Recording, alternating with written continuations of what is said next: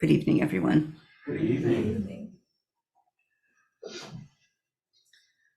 Well, several weeks ago, Fletcher gave a talk about forms. And I want to say that we have certainly spoken about and emphasized forms, but I sometimes wonder if we're using the wrong word about forms, and people are very put off by forms for some reason. But what we are doing is ritual. So I want to talk tonight about ritual a little bit. I wasn't expecting to speak tonight, but I want to speak about ritual. I think it's, given the difficulty of the times we are in, I think ritual is so important right now because it is part of our refuge. It is a known home that we can come to, and something that we can depend upon and actually reenact. So ritual, of course, has been deep in Zen practice for a long time. It comes out of Confucianism in China and Taoism, and makes its way to Japan, where already there were other, Shinto and Taoist practices, and Buddhism then arrives. And Confucianism, of course, is very deep in the culture also. So then we have this combination of practices that come in to Japan, and then, of course, it comes to America, it goes to Europe, it's gone to Africa, Australia. So there's no continent anymore where we don't have Zen practice. And it's difficult for us because we, at least in this Western part of the world, are very head conscious and not so much body conscious. And we also have the idea that there's something absolutely fixed about the rituals that we do, that the practices that we do. And we don't understand that at every Zen place of practice, they're a little bit different. And that has to do with the geography, with the architecture that we are working with, and just the general background that the teacher brings to the place of practice. So it's not all the same everywhere, and but it becomes the same at the place where we do practice. So, of course, in Zen itself, there is also the history of the disrespect of the traditions. That is, stories of the monk or the priest climbing the steps to give the Dharma talk, and then some monk jumping out of his place and running up and grabbing the teacher's stick and breaking it in two. And that kind of story is in the background of our practice, but it's actually very rare. And whether that actually happened or not, I don't know, but I think it was reenacted for a film that was made about Zen practice to show this kind of disrespect that was also a form of ritual. And so they didn't actually get away from its being ritual. At the same time, they were saying, we are so free of all of this ritual. We are beyond all of this. We can do these kinds of things. But truly, it's very, very rare for such a thing to happen. So we certainly have rituals. We just did a ritual tonight in sitting zazen. In Zen practice, zazen is the first ritual, a great ritual from which all the other rituals happen. And it is the great reenactment of being Buddha, sitting as Buddha, sitting here in the presence of our Buddha statue. We have the inspiration of how the Buddha sits. And so to sit zazen then is a reenactment of the Buddha sitting, because we sit this way. We come to practice about the subject of awakening. And we say, well, we just sit and there's no purpose in sitting, but that doesn't make sense. It doesn't make sense at all, because if we don't have awakening, I don't know what the point of Zen practice is myself. So to say that there is no purpose or no point is a misunderstanding, I feel. It's true that when we sit zazen, we maybe don't want to think about, oh, I must get enlightened, or, oh, I must do this and that will make me enlightened. That would be a misunderstanding also. But it's perfectly fine to sit and to understand that just to sit zazen is the reenactment of what it is the Buddha sitting. Because we are all Buddha nature. So Buddha nature is the reenactment of the Buddha sitting. Well, of course, in the monastery, there are so many other rituals, but we have many other rituals here too. We also performed the ritual of ceremony, the ritual of offering incense, and then the ritual of chanting, and the ritual of bowing. And these are all sacred actions that bring us to realization of awakening.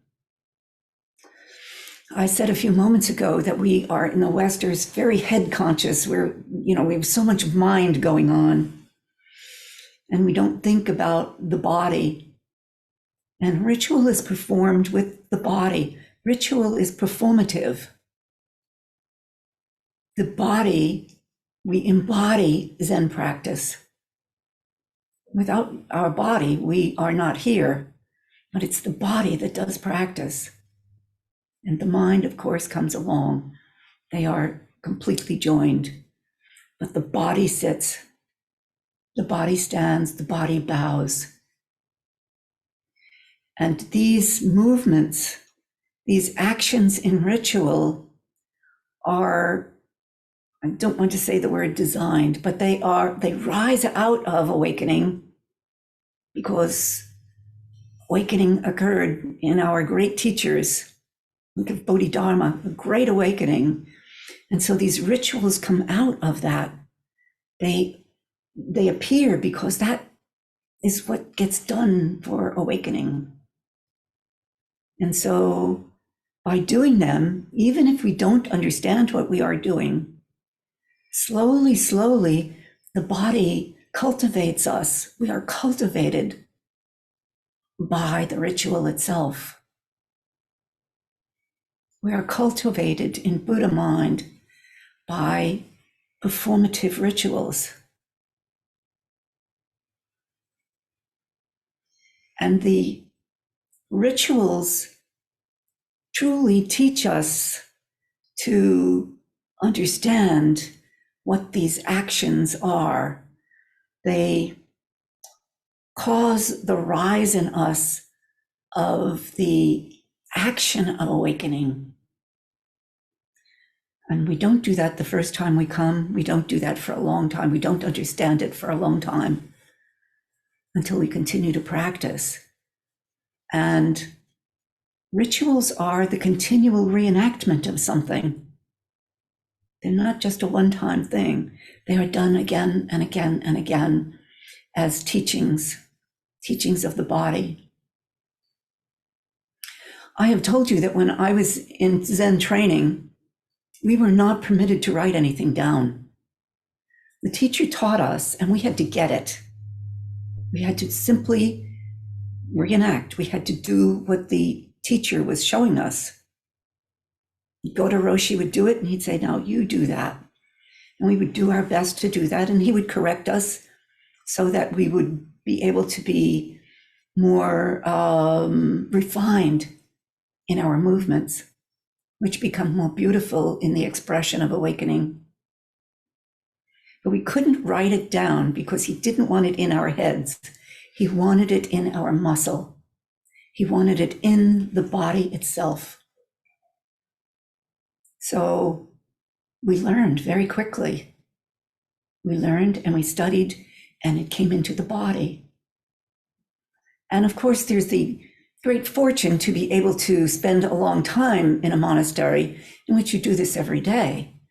And so it becomes what you begin to feel and understand, and your body becomes that, and your mind is refined as a result of what the body performs.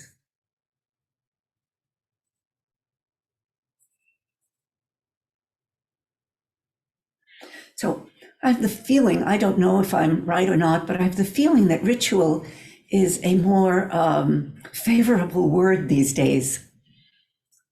I'm not so sure about that, but I just have a sense about what I hear going around in the community and what I hear from various places, that ritual is the word.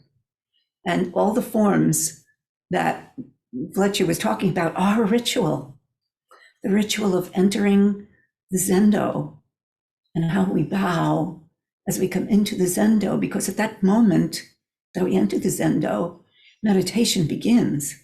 Our zazen begins when we walk in the door to this space where maybe some people are already sitting and we've already engaged with them. Generally speaking, humans are very social. And so zazen is a social ritual.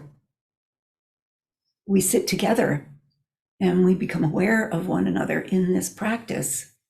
As we sit next to someone, we are aware of their breathing. We are aware of any movements that happen.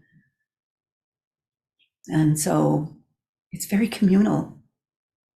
And so we may have our own personal rituals that we do at home. I mean, we can talk about the daily rituals that we have. And I guess the question is whether we look at them as rituals or we just sort of do them.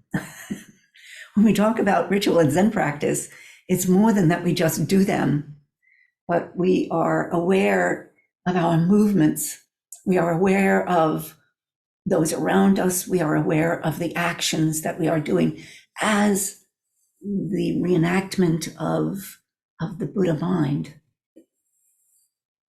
made whole in this moment when we are doing them.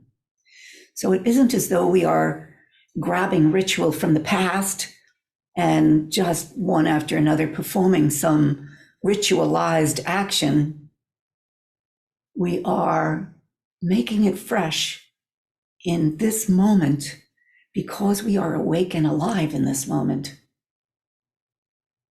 So ritual is what, and tradition, the tradition of the rituals. Tradition is something that is made new every time we do it. And the rituals are made new when we do them. Not something old that we are dragging from the past, because we are doing them now.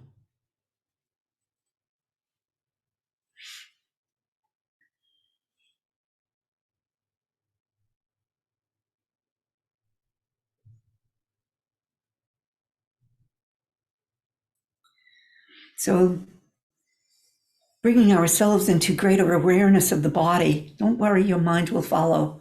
Your mind will cultivate and come along. But awareness of the body brings us to awareness of the other, brings us to awareness of all others in our space, in this space of practice.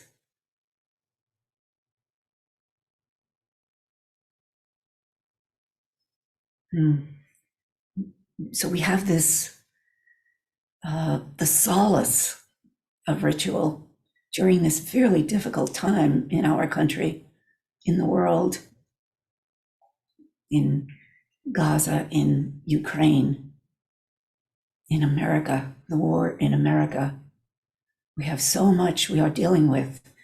So we have the solace of coming to the rituals that are there for us to hold us together, to hold the body in place, abandon any of our tremors or anxieties or what have you. throw ourselves into the ritual, and we are rescued. We are rescued in practice.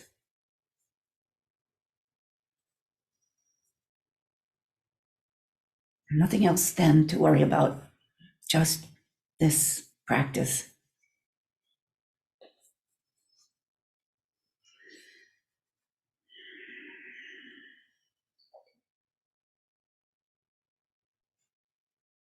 So yes, while my training master didn't let us write anything down, I do remember asking him something about, why are we doing something? Why are we doing this? Oh my goodness, he screamed and yelled at me for that, for asking why. Do that for 25 years, then you will know. So it's that kind of undertaking that we take when we step onto the path of the Buddha, follow Dogen Zenji. Stepping onto that path doesn't mean I'm just going to do this once. It means a lifelong holding, and again, a reenactment then of the way.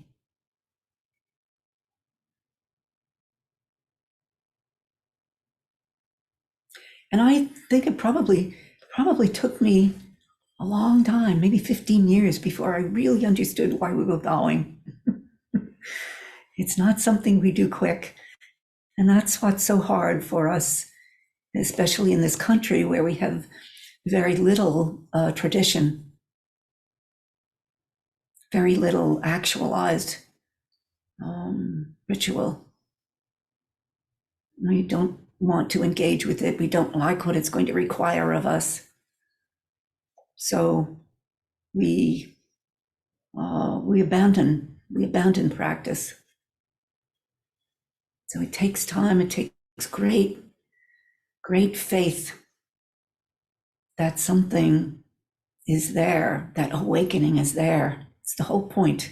It's the whole point of Zen, is awakening. You can ask, how long do you want to suffer? And what are you going to do with suffering to ameliorate that in one's life, to step beyond that suffering? What are you going to do? How are you going to address that? How long do you want to suffer? Because every ritual that we perform, that we do in Zen practice, allows us a time to step out of that suffering, allows us the joy of engaging in every aspect of awakening: standing, sitting, kneeling, bowing, chanting, eating. I forgot the aspect of eating. We have a great ritual around eating.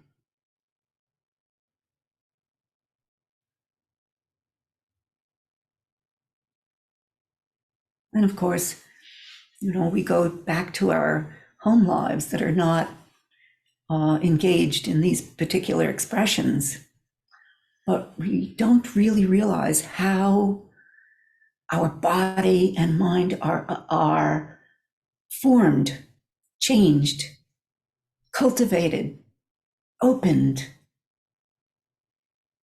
by this practice, by these rituals.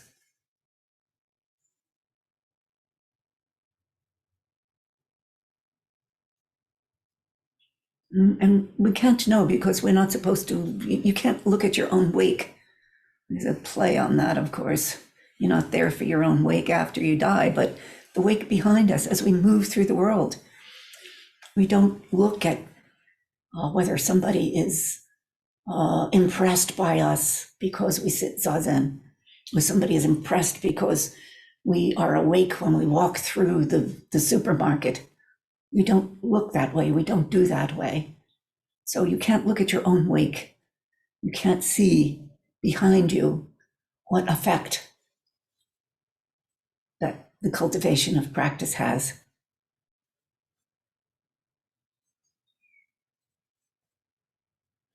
My kids used to say, oh, way back when I was still in San Francisco, my kids would say, oh, good, Mom is going on a retreat for the weekend, on a session for the weekend. She's so nice when she comes back.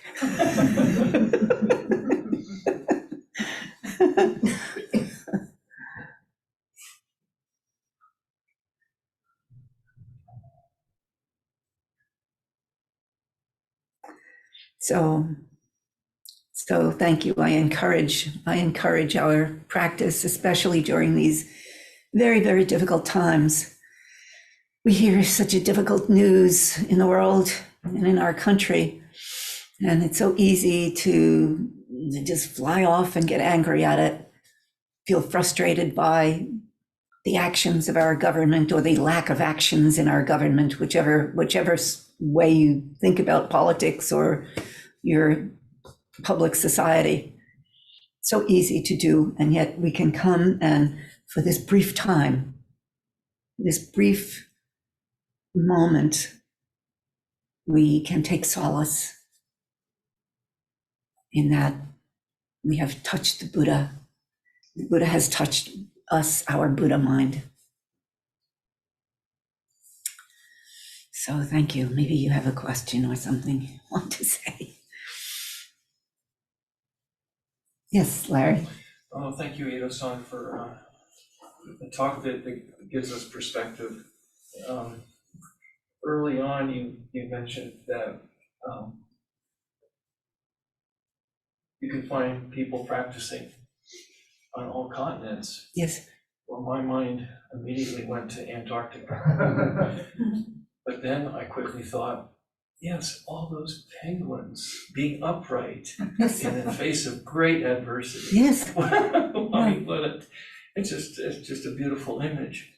You know, talk about being upright in the midst of suffering. They come together to try and relieve suffering. Right. Kind of a song. Yeah. But I really appreciate what you said, how you describe our practice as being performative. I think it's easy to imagine people sitting on the cushion. You know, it's pretty passive, but you should realize it's not. I mean, it takes work, takes strength. But in sitting, we are, as you say, giving life to our lineage. Mm-hmm. You know, as we chant and we give voice to a deep, a very rich heritage from our matriarchs and our patriarchs. And similarly, when we sit, we give body to this very rich, deep practice that has been going on for centuries. And in that respect, I feel that I'm doing my very small part to carry the lineage. And as an ordained Zen Buddhist, it's not only my responsibility, but I think of it as a gift to be a part of this just remarkable practice that is so life-giving. Yes. Yeah, thank you. Yes. So in that, something came up last Saturday when we were discussing the new book that we are talking about. And so we were talking about zazen. And I don't remember what was written in the book exactly, but somebody said quickly, are we really sitting zazen if we are on the cushion, but we're not sitting zazen? And we didn't talk about that. And we need to talk about that sometime. You know, when I give a talk like this, I think it's a continuing conversation. It isn't that we end and we never talk about this again. It's just an ongoing conversation about practice. But that, you know, struck me tonight. Are we actually sitting zazen if we're off in Antarctica in our heads, you know? And, you know, is the body rooted then on the cushion? And am I just here? So it's a big undertaking for us just to sit zazen. To sit zazen at all is a big undertaking. It's not an easy thing. On the other hand, I will tell you that if you sit zazen, if you sit one period of zazen, totally aware and awake, recognizing your breathing in and out through that entire period, you will open. You will have an opening experience. It's called Sosokan. And so I'm not running after Kensho or anything like that. I'm just saying that to be able to do that one time, to sit with complete awareness of your breath for 40 minutes. Don't think of anything else, just there, just your breath, you there, is a profound learning experience about zazen, about what it is to sit zazen. That's zazen. And then we don't have to ask that question then, like, well, am I really sitting zazen if I'm kind of just there and sort of hanging on the cushion and thinking about tomorrow or something? So please try it sometime. But you can't think of anything else. If you go off, you got to start over tomorrow at the bell.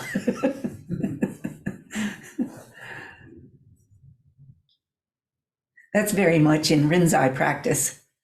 That form of practice comes up. But it's good training for us in Sōtō practice because it teaches us what it takes to stay awake, to stay right in place, awake and aware continually for 40 minutes. And, you know, it takes 30 minutes just to allow the rise of awareness to expand, to open up. And so that's why we sit 40 minutes. And we don't sit 50 minutes because 40 is enough. 40 is quite enough. So we also have to get up off the cushion and then perform the next ritual. So we don't cling to practice either. So anyway, but that came up and we'll talk more about that, I am sure, as we go along. Are we sitting zazen if we're not awake or we're thinking about other things?